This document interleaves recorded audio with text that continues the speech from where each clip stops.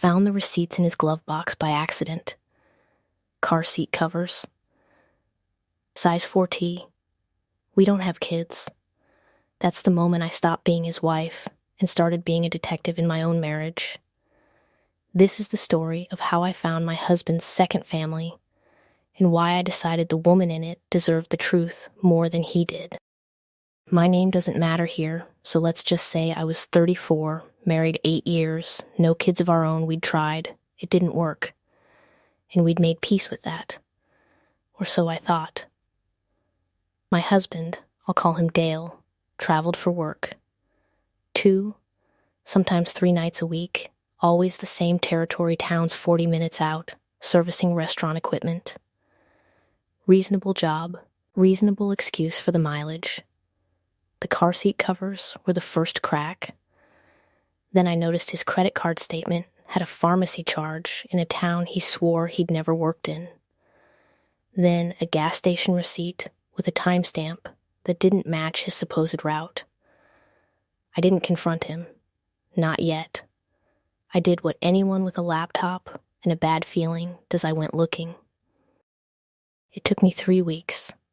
I found a Facebook profile under a name that wasn't his, but the profile picture was unmistakably him, 5 years younger, arm around a woman I'd never seen.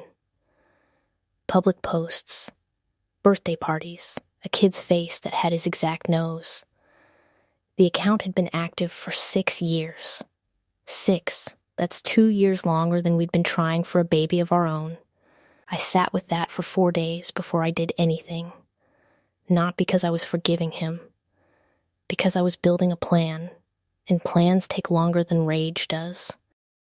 Here's the part people argue with me about every time I tell this story. I didn't go to Dale first. I went to her. Her name was Renee. I found her number through a mutual tag in a comment section. Small towns make this embarrassingly easy. I called from a blocked number.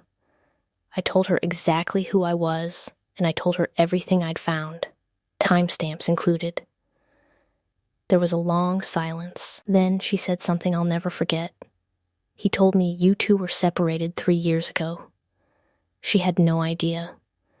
She had built an entire life, a mortgage, a kid, a shared bank account on the same lie I had. The only difference was I had the paperwork saying I was his wife, and she had the version of him that came home every night. Renee and I talked for 2 hours that first call. We compared notes, same anniversary gifts, different years, same excuses for missed holidays, same fake job title he'd used to explain the travel, except he'd told her he was the one who traveled to see M.E. We agreed on one thing. Neither of us was going to be the one who broke the news to Dale quietly, so he could spin it. We were going to do it together, in person, no warning. I drove the 40 minutes to her town on a Tuesday. We sat in her kitchen. When Dale walked in from a job, we were both sitting at her table with her divorce lawyer's business card and my folder of printed statements between us. I've never seen a grown man's face do what his did in that doorway.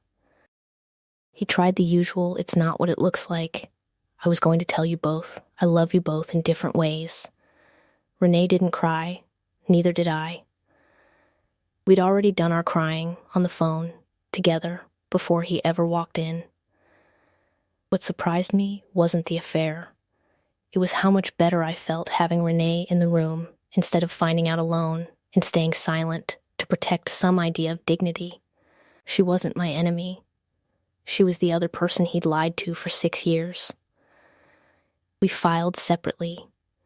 We still text, sometimes not friends exactly, but something like it.